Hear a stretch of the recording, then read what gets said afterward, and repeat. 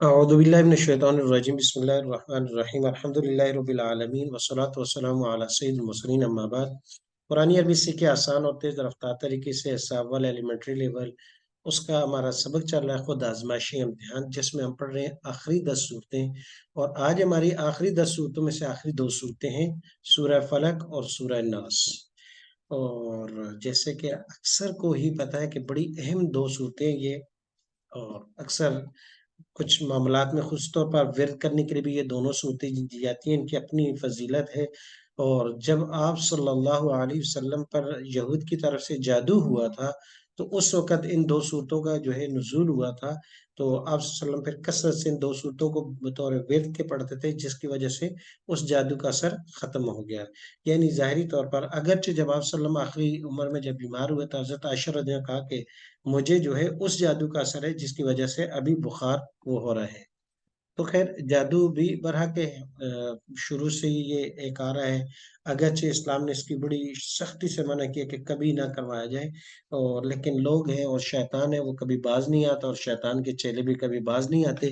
تو اس کے لیے جو آج 2 صورتیں ہم پڑھ رہے ہیں یہ بڑی اہمیت کی حامل ہیں کہ اس طرح کے اگر جو لوگ اس معاملے میں کبھی گرفتار ہو جائیں تو یہ 2 صورتیں ورد کے طور پر بعض لوگ اس کو 21 مرتبہ بتاتے ہیں، بعض اس کو اس سے بھی زیادہ مرتبہ، بہرحال ہر ایک کا اپنا اپنا پھر اس کے مطابق ہے۔ بسم اللہ الرحمن الرحیم سورہ فلق۔ قل امر کا صیغہ ہے، یہ ہم اگلے لیول میں پڑھیں گے۔ قالا یقول سے القول کہنا، اور قل اس سے امر ہے، قل کہہ دیجئے اے میرے پیغمبر۔ اعوذ یہ واحد متکلم کا صیغہ، اعوذ میں پناہ میں آتا ہوں۔ اعوذ واحد متکلم کا ہے، مضارع کا ہے، لیول 2 میں پڑھیں گے۔ یہ درمیان میں اس میں واو ہے، یہ نہیں کالا یقولو اور آدھا یہودو دونوں سیم ہے۔ جس کا ہم نے امر پڑھا کل، وہ بھی قاف واو لام ہے، یہ بھی عین واو دال ہے، تو یہ دونوں ایک طرح کے فعل ہیں۔ کل کہہ دیجئے میرے پیغمبر، اعوذ میں پناہ میں آتا ہوں برب الفلق، صبح کے رب کی۔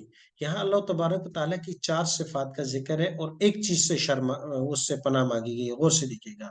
تو میں پناہ میں آتا ہوں صبح کے رب سے، صبح کے رب سے۔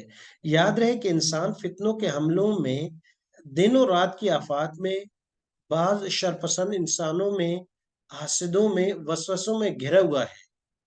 اللہ کی عظمت کو محسوس کرتے ہوئے اس کی ربوبیت کو، جس نے آج تک حفاظت دی، اسی سے درخواست کیجئے۔ اس لیے رب الفلق کا لفظ ہے کہ آج بھی وہ ہماری حفاظت فرما دے۔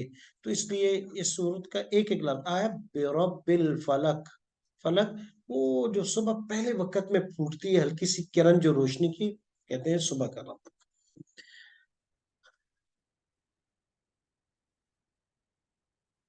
من شر ما خلق، میں پناہ میں آتا ہوں اپنے رب کی، من شر ما خلق، ہر اس شر سے، ما خلق جو اس نے پیدا کیا ہے۔ ایک صفت لائی کہ صبح کے رب کی پناہ میں آتا ہوں، کس سے؟ نمبر 1 پہلی چیز آگئی من شر ما خلق، ہر اس شر سے ما خلق اس نے پیدا کیا ہے۔ اللہ پاک نے ہر مخلوق ہر چیز پیدا کی ہے، خالق وہ ہر چیز کا ہے کیونکہ وہ رب ہے۔ شر کا خالق بھی وہی ہے اور خیر کا خالق بھی وہی ہے۔ شر شرارت، شریر، شر پسند، شر انگیز، یہ لفظ شر سے ہی سارے نکلے ہیں۔ شرارت، شریر، اردو میں لفظ استعمال ہوتا ہے شر پسند، شر انگیز۔ اس لیے علماء کہتے ہیں کہ چھوٹے بچے کو شریر لفظ نہ استعمال کیا جائے، یہ لفظ جو ہے کیونکہ اس کے اندر ایک دوام کا معنی تو گویا کہ یہ اس میں شیطنت پھر سرایت کر جاتی ہے، الفاظ سے بھی اثر پڑتا ہے۔ اسی لیے حدیث شریف میں آتا ہے کہ جب بچے کا نام رکھیں تو اچھا، اس کی وجہ کہ اس نام کا اثر اس پر پڑتا ہے۔ خلق خالق، مخلوق، زبان خلق، خلق خدا، یہ لفظ استعمال ہوتے رہتے ہیں۔ مخلوقات کے شر سے صرف اللہ ہی تحفظ دے سکتا ہے، جادو ٹونا، ناجائز عملیات، غیر شرعی عمل کچھ نہیں۔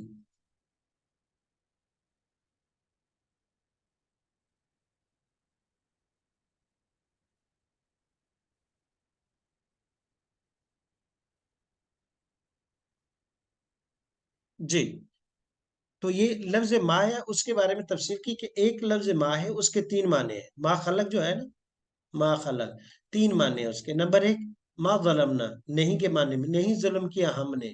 دوسرا، وٹ کے معنی میں سوا، ما لونوا، اس کا رنگ کیا ہے. ما لونوں کا، آپ کا رنگ کیا ہے. تو کلر کیا، جیسے ما دینوں کا، آپ کا دین کیا ہے. اور ایک ما جو ہے جو کے معنی کے لیے آتا ہے، ما خلفہا، جو اس کے پیچھے، ما تحتا، جو اس کے نیچے ہے. تو ایک ما ہے، تین معنی ہے.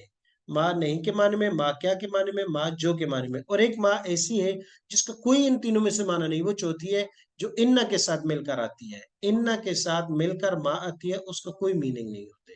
تو یہ چار قسم کے ہو گئے، تین معنی والی، ایک بغیر معنی والی. اس کو کہتے ہیں ملغا عن العمل، وہ صرف حسن کلام، تحسین کلام کے لیے آتی ہے. انما، ان کے بعد جو ما آتی ہے وہ صرف ان، اور اس کے بعد اگر کوئی فعل آ رہا ہو یا ایسا اسم جس پر ڈائریکٹ ان کا وہ نہیں ہو رہا، تو وہ درمیان میں بطور فاصلہ کے طور پر آتی ہے.